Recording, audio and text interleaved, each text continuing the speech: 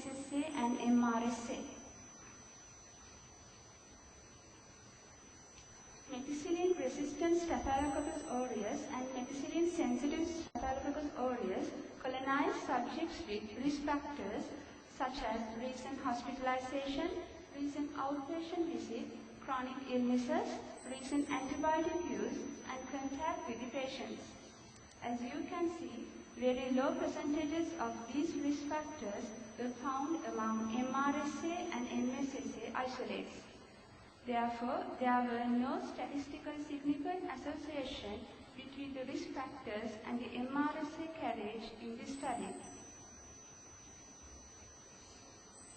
In this slide, you can see the antibiotic sensitivity patterns among MSSA isolates.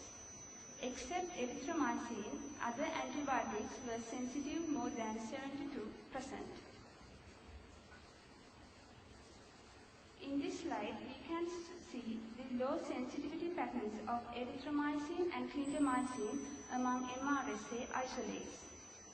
Other antibiotics showed high level of sensitivity, though these isolates were MRSA.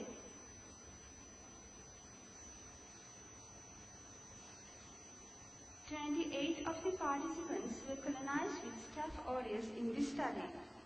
MRSA prevalence of this study was 5.4%. This result was similar to studies done in Indian communities. In this study, more than 1/4 of 2 communities had Staph aureus colonization. Highest Staph aureus carriage was found in the age group of 2 to 10 years. Known risk factors for hospital-acquired MRSA such as hospital admission, residents with a patient with chronic diseases, and residents with a patient who was recently admitted to the hospital had no significant association with MRSA carriage in this study. For methicillin-sensitive Staphylococcus aureus, most of the antibiotics tested were sensitive except for erythromycin. For MRSA, most of the antibiotics tested were sensitive except for erythromycin and clindamycin. Inducible clindamycin resistance was reported 7% and 44% among MSSA and MRSA isolates respectively. According to these results, use of erythromycin in empiric treatment of staphylococcal infections may not be useful for children. These antibiotic sensitivity patterns suggest all the MRSA isolates were likely to be community-acquired MRSA. However, further molecular studies are needed to confirm these findings. I would like to acknowledge Major General Milinda Piri's Vice Chancellor KDU, Brigadier Lal Gunasekara, Deputy Vice Chancellor Defence, Professor Susirit Mendis, Deputy Vice Chancellor Academics, and Professor Tilak Balasuriya, Dean Faculty of Medicine, for granting permission to conduct this study. Also, I would like to express my deep appreciation to my supervisors, Dr. Varuna, Navaratne, Dr. Aindralal, and Mr. Mahendra, Gunawardane, for their support, encouragement, and helpful guidance throughout this research project. I thank Dr. Gunasekara and Dr. Navaratne for facilitating to use laboratories at Faculty of Medicine, KDU. I would like to thank Dr. Nama Vijay Singh as well for his support and encouragement.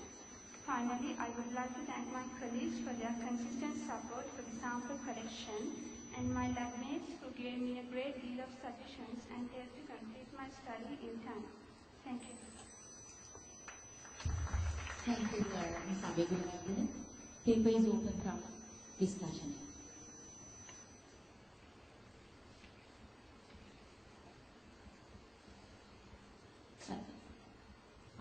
MRSA carriage rates in the community, this is a community-based study.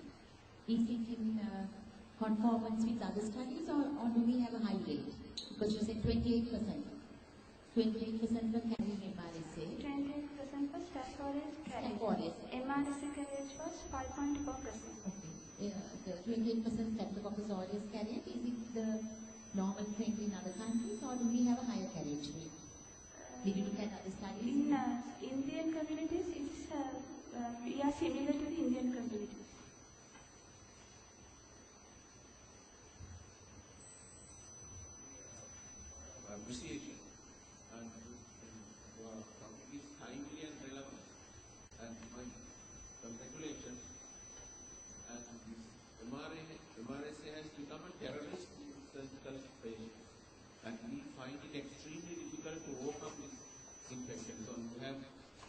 the correct topic relevant to us, and please disseminate this knowledge and keep it up, your enthusiasm shown in this sort of area. Thank you very much. Thank you, sir.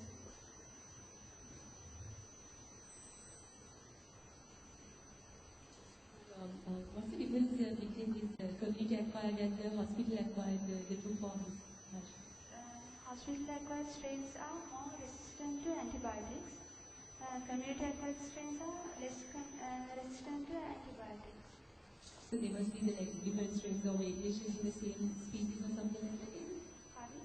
Like, is there any molecular chemistry that we can do differentiation between the two? Genetical difference. What's the percentage of having the same variation in the community-acquired species? Like, is there any percentage of like the risk, the species or the strain that you find in the hospital-acquired species in the community-based as well? Like, so as I understand, like there are two strain variations in the two, right? So what's the percentage of having the same variation among the pool in the community-based? In the Indian studies, it's 4.6 to 10.6% during among community-acquired MRSA.